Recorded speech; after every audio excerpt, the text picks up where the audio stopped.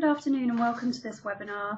I hope that you can all hear me okay and you should be able to see the first of our presentation slides on your screen. My name's Heather Giggs and I'm joined today by two presenters, Jemma Coulton and Lorna Jones. Jemma's been working for NFER for 5 years, mostly working on the development of reading assessments for years 1 to 6 and item development for STA for the National Curriculum end of Key Stage 1 assessments. Lorna joined NFER in 2018 and is a mathematics specialist with 24 years of teaching experience, teaching students from Key Stage 2 right up to 6th form.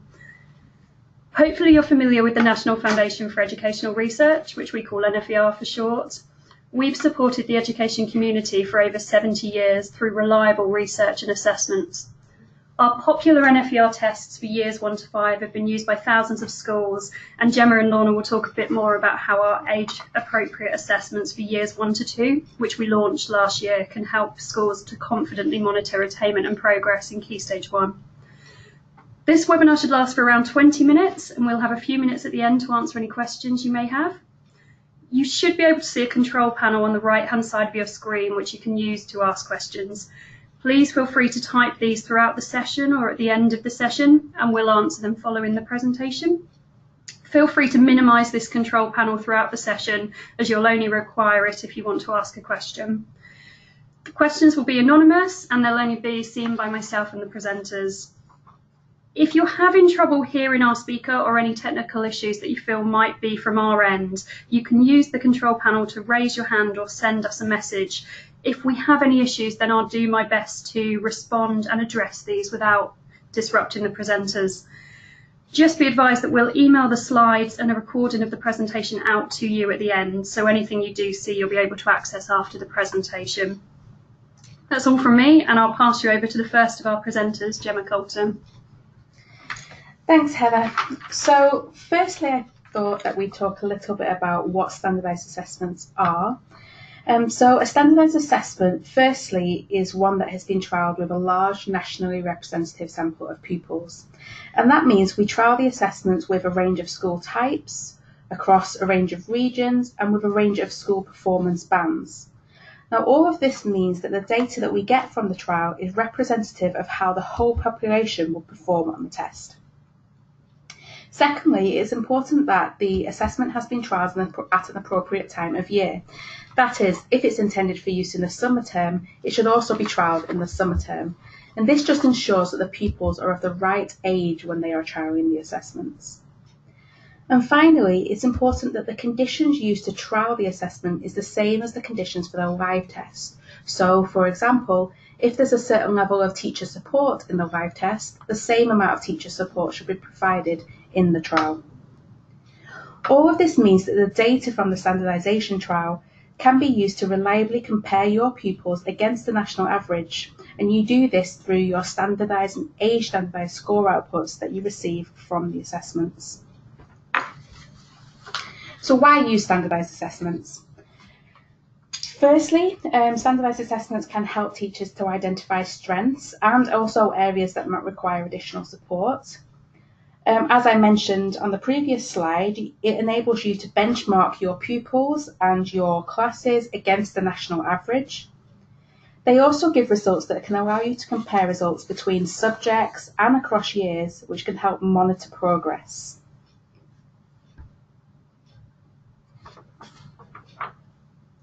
So, outputs from assessments are used to inform teaching and learning. Therefore, it's really important that the data they are based on is reliable. And reliable assessment data can only be generated from a robust assessment. And this means that the development process for these assessments can be quite lengthy. It takes over a year to develop an NFER assessment, and in that time we conduct 2 trials of the assessments. Firstly, a very small-scale assessment with researchers working with small groups of pupils. In this trial, we informally discuss the assessment with the pupils, figuring out which bits they can do and what skills they're still struggling with, and this helps us pitch the assessments at the right level. Secondly, there's a large-scale standardisation trial, as I described earlier, and this is with pupils of up to 1,000 seeing each question, from that nationally representative sample that I said was so important for these standardised assessments. In this trial, we trial 150 to 200% of the final number of questions needed, and this means that following the trial, we can choose the best questions to take forward to the final assessments. Throughout the development process, we gather feedback from teachers, subject specialists, and special educational needs experts, and we use this feedback to refine and further develop the assessments. We also work with an experienced team of markers when marking the trial papers. And this is really beneficial for us because it means that we can refine the mark scheme and make sure that it's user-friendly in its final form when it goes to teachers. And finally, throughout the whole process, we regularly review and amend the questions in light of all this feedback from teachers and from pupils. So a little bit more about our standardised assessments. Since 2012, thousands of schools have used our termly NFER test for years 3, 4 and 5. More recently, we have expanded our range to offer child-friendly assessment for years 1 and 2. Currently available are assessments in reading and maths for the summer term of year 1 and the autumn term of year 2. We are currently developing spring term assessments for both year 1 and 2 in reading and in maths, and these will be published for use in the spring term of 2020. I'll now hand over to Lorna, who will talk a little bit more about our Key Stage 1 assessments. Thank you. I'm going to tell you about the functions of the different termly assessments. Jemma's talked about the importance of standardisation, and because of all of the NFER Key Stage 1 assessments are standardised, they can be used to monitor each pupil's progress through the year and throughout Key Stage 1. The autumn term assessments in Year 2 provide baselines from which you can monitor pupil progress during Year 2. They also have a formative function and can be used to identify areas where a pupil might require support. The spring term assessments, currently under development for Years 1 and 2, will provide formative information about your pupils to support your monitoring of their progress through Key Stage 1. The summer term assessment in Year 1 gives a summative end-of-year measure of attainment, supporting your teachers in assessing whether pupils have achieved the age-related standard. If you use NFER assessments, you can access the new NFER tests analysis tool to get question-level analyses for all of our Key Stage 1 assessments quickly and easily. Using these analyses, you can identify areas where pupils need development and support. So now I'm going to tell you about the format of the Year 1 mathematics assessments. For Year 1 mathematics, the format of the summer assessments and the spring assessments currently in development is the same. They consist of 2 papers, each with an arithmetic section and a reasoning section. On paper 1, every question is presented with a supporting image to help the pupils with their calculations. The image might be a number line or an array, something with which the pupils are familiar. On paper 2, questions have an image to support the context of the question. Pupils choose their own strategy, usually without the prompt of a number line or something like that. In Year 1, both assessments, spring and summer, and both papers in each assessment are completely oral, with the teacher reading aloud a full script for every question. To keep the pupils' reading load to a minimum, the pupils have only text that's essential to provide the information required to answer the question. The arithmetic section on each paper assesses N, C and F statements of the programme of study. Questions might be calculations, number recognition or pattern spotting. Arithmetic questions are presented without contexts. The reasoning section on each paper assesses content from across the programme of study. The questions may have a context on the reasoning section and will require problem-solving skills. So what you can see in front of you now are some questions that are typical of those on the NFER Year 1 assessments. These and the other example questions that we'll show you today are available on our website. They are examples of our style and content, but are not taken from any of our tests. On this slide, you can see examples of paper 1 questions as they would appear in the pupil booklets. In the first question, A1, the students are required to fill in a number to complete the calculation correctly. They have a number line to support their strategy. This is typical of a Year 1 paper 1 question from the arithmetic section. The second question is typical of the questions that could be on the reasoning section in paper 1. The image gives full support for the pupil's calculation as well as supporting the context, but the required operation is not explicit in the question. The pupils have to decide for themselves the appropriate calculation. So now we can look at the teacher scripts for the questions we've just seen. Even for the shortest questions, there is an instruction from the teacher so that the pupils are focused and on task. For the first question, the teacher simply instructs the pupils to write your answer in the box. For the second question, the teacher reads out the text and the pupils can follow the words in their script. You will have noticed that in the teacher script, some of the text is blue. Blue font is used to indicate text that should not be read out. Another feature of the teacher script is that numbers and symbols are written as they should be read out. So in the second question, we see the word 8, where pupils would have the digit in their booklets. The teacher script forms part of the full teacher guide in which the test administration process is given in detail. So looking at some more questions, which again come from our website and are typical in the style and presentation of those that might appear in the Paper 2 pupil booklet of the Year 1 assessments. The arithmetic question is a straightforward calculation question without any additional support, so the pupil must decide on their calculation strategy without any prompt. The reasoning question has an appealing image that supports the context of the question. The pupil has to work out the required calculation and choose a strategy to perform the calculation. And looking at the accompanying teacher scripts, we can see that for the arithmetic question, again, the teacher simply instructs the pupils to write your answer in the box. For the reasoning question, on paper 2, the teacher reads out the question from their script and the pupils follow the words. Again, they can follow the words in their booklets. The number on the pencil case is in blue, indicating that it should not be read out by the teacher, but it's there to reinforce the information in the pupils' booklets. On both papers, students will see questions in a variety of formats, which include matching formats and multiple choice questions, as well as those we've just looked at today. Okay, so for the Year 1 reading assessments for both spring and summer, the assessments are structured around a gradual increase in the amount of independent reading that pupils have to do. Starting at the beginning of the assessment, the sections are delivered orally by the teacher. Towards the end of the assessment, it is fully independent reading by the pupil. The assessments consist of 2 papers. Paper 1 is for pupils of all abilities and consists of 3 sections. Section 1 is oral comprehension, with the text and the questions being read aloud by the teacher. Section 2 is a sentence completion section. There are a variety of different question types where pupils may have to match sentences to pictures or fill in the gap in sentences. In section 3, there is a reading comprehension text with gradually reducing teacher support, and we'll look at an example of that in a second. All the questions in paper 1 are multiple choice to reduce the amount of writing demand.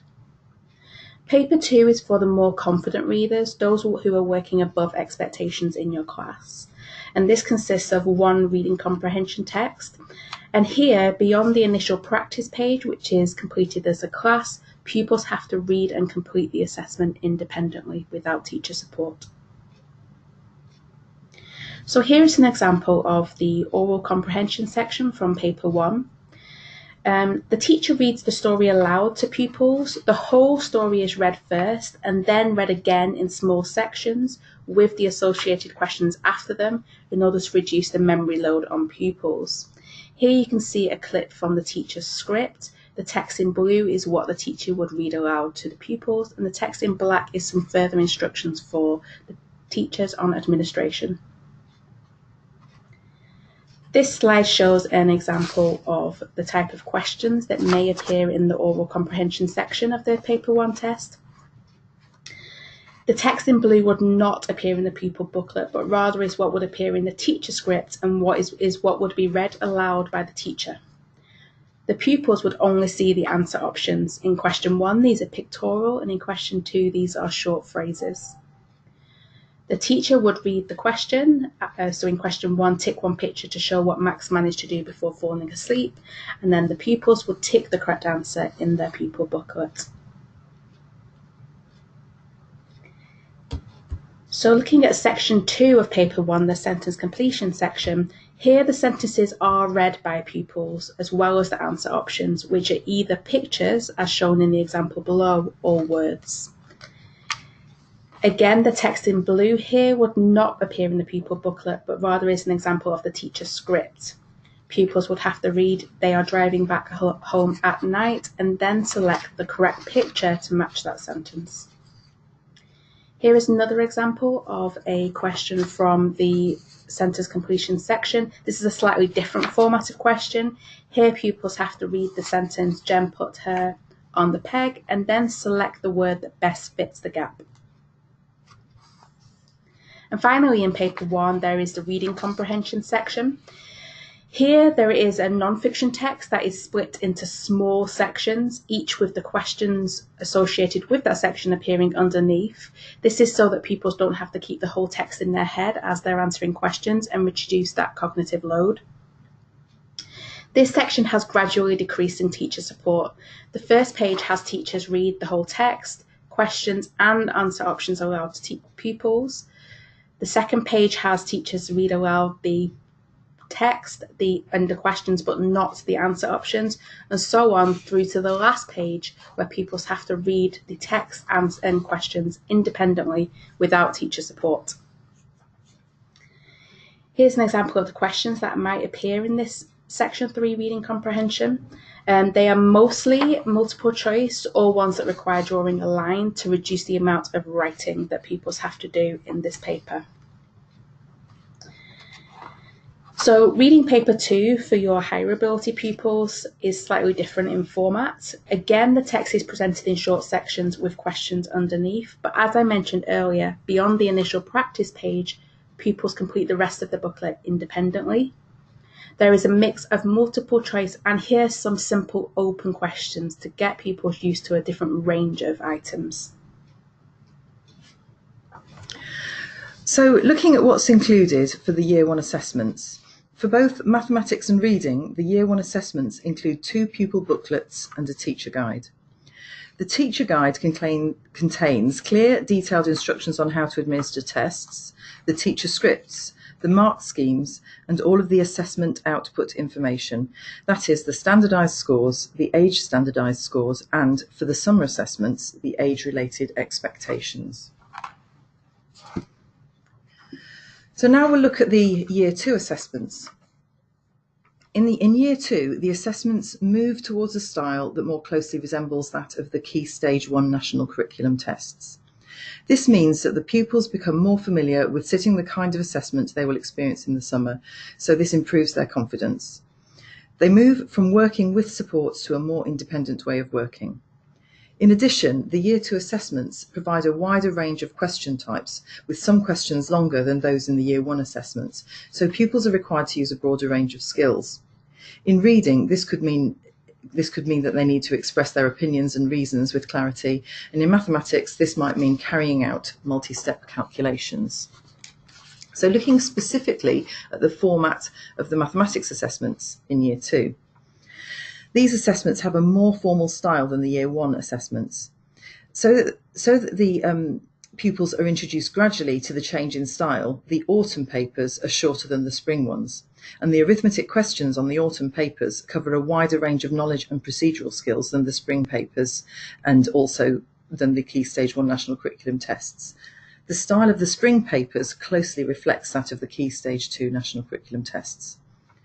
So in Year 2, there's an arithmetic paper and a reasoning paper to reflect the format of the assessments that they'll have in the summer.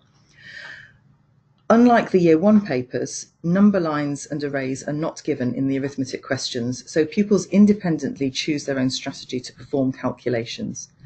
The arithmetic paper covers the N, C and F strands of the programme of study. The NFER Year 2 reasoning papers start with some oral questions for which a teacher script is provided. The questions on the reasoning paper include images to support the context and, where necessary, to help the students understand the information given in the question.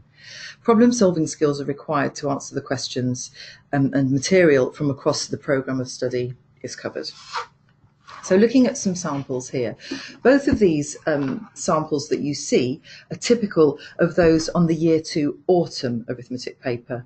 There's no additional support provided for the arithmetic question, and in this example, the second question, the fractions are assessed using images. The spring assessments will have questions even more aligned in style to the national curriculum tests.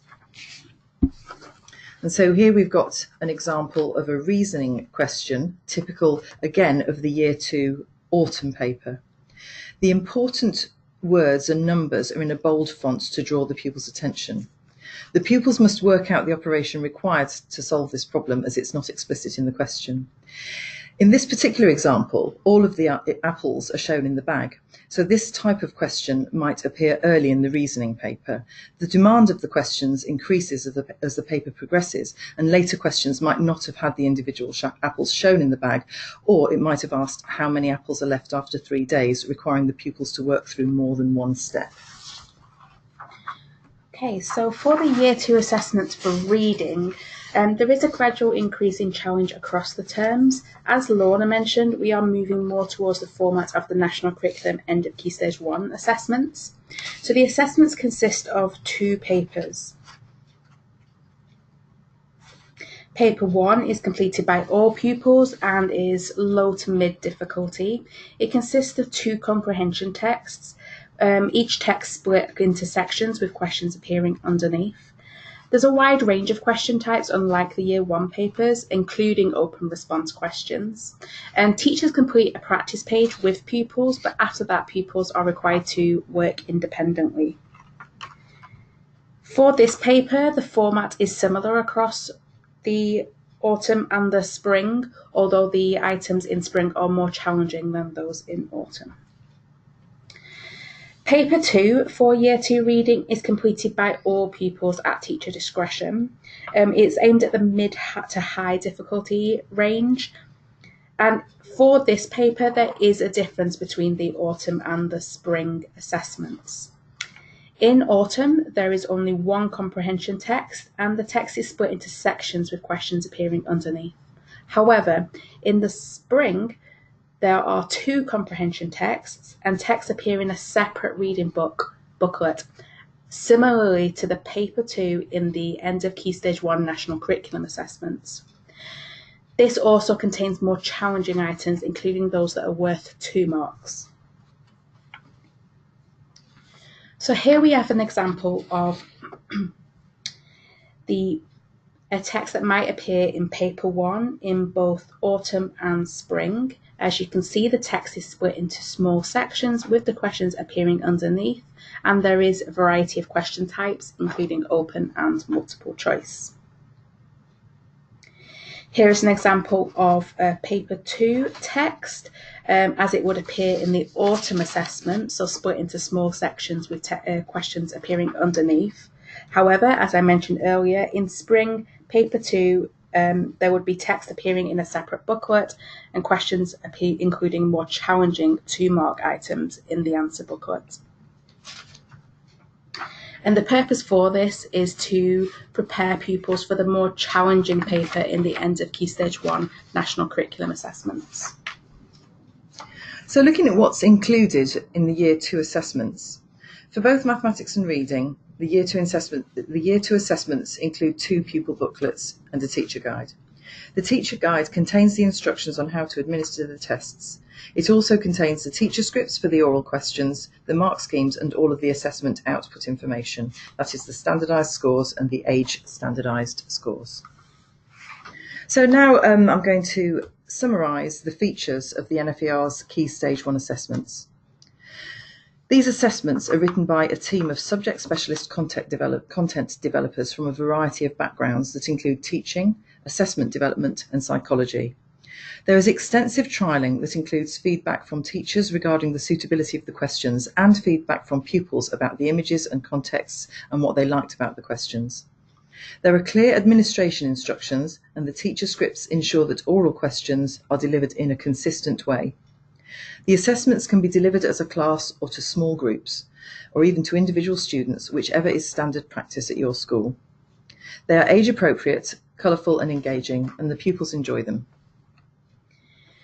So before we complete the webinar, I thought we could talk a little bit about the outcomes that you can get from these Key Stage 1 standardised assessments. So firstly, you will receive standardised and age standardised scores for your pupils. Standardised scores are produced by looking at the performance of the large nationally representative sample, and this means that the difficulty of the test can be taken into account, and it allows test takers to be compared with other pupils nationally. It also allows you to compare your pupils within the school to each other, and also allows you to compare performance across different subjects and across time so that you can monitor progress. Age standardised scores take into account the age of the pupils to allow easier comparisons between pupils of the same age. The new NFER test analysis tool can calculate standardised and age standardised scores for you automatically if you enter pupils' raw scores. For the Year 1 summer assessments, there is also an age-related expectations outcome. And this is an indication of whether each pupil has achieved the age-related expectations which are set out in the national curriculum. Lookup tables are provided in the teacher guides, but again, the NFER test analysis tool can calculate this automatically. So here is a screenshot from the Year 1 Maths teacher guide, which shows the lookup table that I just mentioned. As you can see, pupils who score between 0 and 19 are said to be not achieving age-related expectations on the assessment. Those between 17 and 29 are achieving age-related expectations, and those between 27 and 40 are said to be showing high achievement on the assessment. You will notice that there's some overlap between those categories, and that's because we believe for those pupils that are on the borderline, it's not always valid to determine which category they belong in based on single assessments. Rather, you should use wider evidence from your teacher assessment to determine which category is most appropriate for them at this time. Finally, I have mentioned the NFER test analysis tool, but this is freely available to customers of NFER tests and can be used to store assessment data safely, automatically calculate standardised scores, age standardised scores, and age-related expectations. And it can also allow you to analyse your assessment data in a variety of ways in order to monitor pupil attainment and progress over time. It can also provide formative information regarding curriculum areas and skills that pupils are either doing really well at or require further input on, and it can produce a range of very useful reports. Lovely, thank you very much to both Jemma and Lorna. That was a really useful presentation. We've gone ever so slightly over the time, but I hope you agree that that was really thorough and it was worth sort of taking the time to talk through the assessments. We are here for a few more minutes if you've got any questions at all. I can't see any that have come through yet, but please do type those using the control panel if you have any. If we do get a flurry of questions and we don't have the opportunity to answer them all now, we will follow up and make sure that the questions are answered. As you can see in the slide in front of you, sample materials can be found on our website. More information on our Key Stage 1 assessments can also be found there, and also information on the analysis tool, which is free to access with the teacher guides. I will give it just one moment. I can't see any questions coming through actually, which usually we've got lots, so I hope that that just means that it was a really thorough presentation. I've got just one question asking about prices of the tests. They start from £8.50 for a pack of 10 assessments. All price and information is available on our website as well, and you can order online. There's a PDF order form that you can print off and post back if you prefer to order that way. Looks like we've got no other questions actually, which is a nice surprise. So we will make sure that the slides are sent out to you and a recording of the presentation as well. And if you do have any questions at a later date, then do please feel free to get in touch with our inquiry line. Information is available on our website, or the number's just there. Thank you very much for giving up your time today, and we hope you found it useful. Please enjoy the rest of your day. Thank you.